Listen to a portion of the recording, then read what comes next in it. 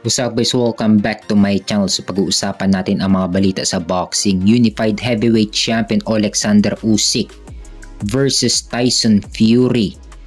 Abangan natin ang laban nila sa December 21, Sabado ng gabi sa Riyadh, Saudi Arabia at Linggo naman ng umaga sa Pilipinas.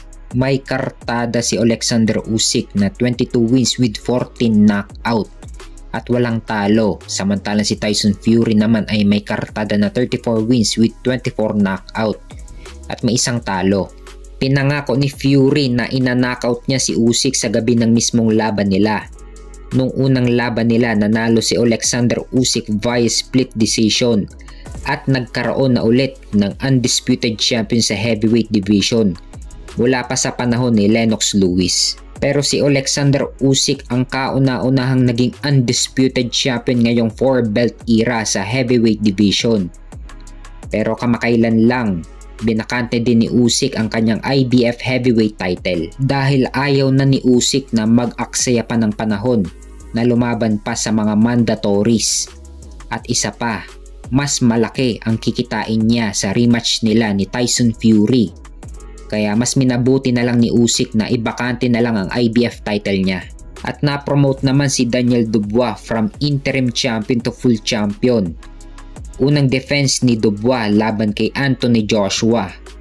At tinalo ni Dubois si Joshua sa pamamagitan ng knockout sa round 5. Ngayon kung manalo dito si Usyk, 50-50 pa kung lalabanan pa niya si Daniel Dubois para sa undisputed. Dahil kung matatandaan, tinalo na ni Usyk si Dubois via knockout sa round 9. Kaya baka hindi na pag-aksayahan ng panahon ni Usyk na labanan pa sa rematch si Daniel Dubois. Dahil nagbabalak na rin si Usyk na bumaba sa cruiserweight division. Dahil hirap na rin si Usyk na magpalobo ng timbang sa heavyweight. Kaya possible na pagkatapos ng laban niya kay Fury ay babalik na siya sa cruiserweight division.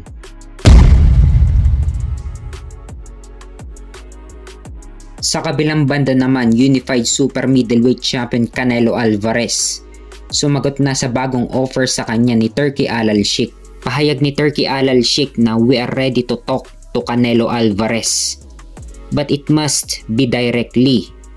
We do not want intermediaries who complicate negotiations. So nag-respond si Canelo, pahayag ni Canelo na I'm open to talk.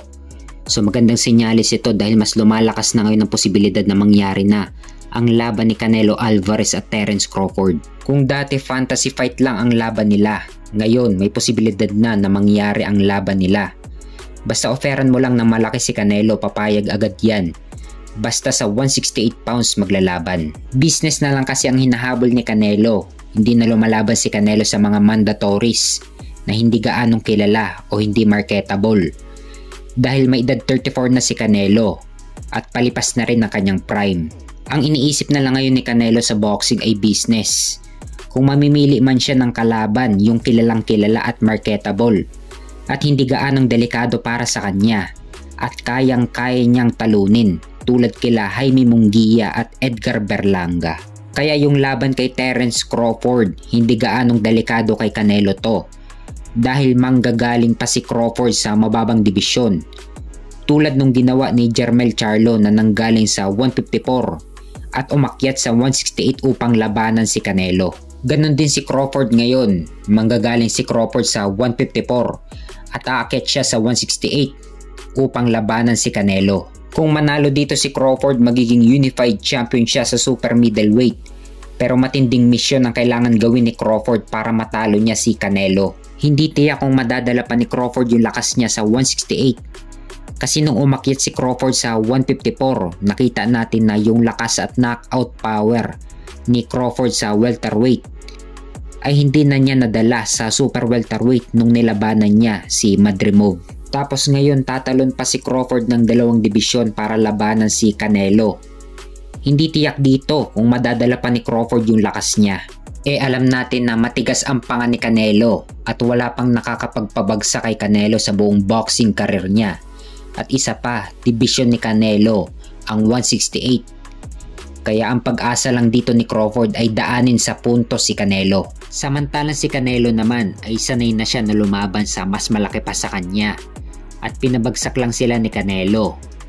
Kaya kung decision, pwedeng mapunta kay Canelo, pwede rin mapunta kay Crawford. Kung knockout naman, papabor kay Canelo.